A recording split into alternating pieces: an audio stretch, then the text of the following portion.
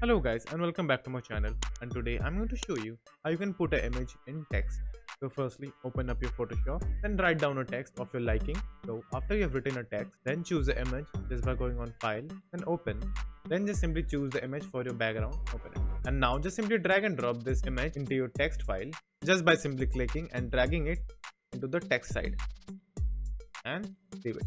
Now just simply resize the image by just simply clicking on the layer and then holding Ctrl plus T. And now just simply resize the image. So after you have completed the resizing, just simply click on the check mark over here. And now you have to create a clipping mask.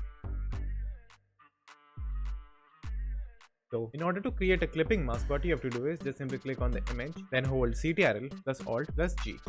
And then that will create a downwards arrow right over here beside the image. And there's also another shortcut for doing this, which is just simply hold Alt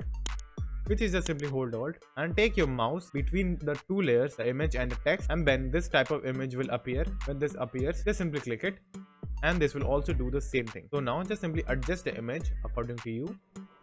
And now in order to make this image pop out of the text, what you have to do is just simply duplicate the image just by clicking on the image and then Ctrl J. Then just simply take the quick selection tool from here and make a quick selection of the image that you want out of the text. So after you have done the selection, just simply click on the mask icon over here, and that will bring out the image out of the text. So I know this is not a proper mask, but for this tutorial it's enough. So that's it, and thank you for watching, and do like and subscribe to my channel, and take care.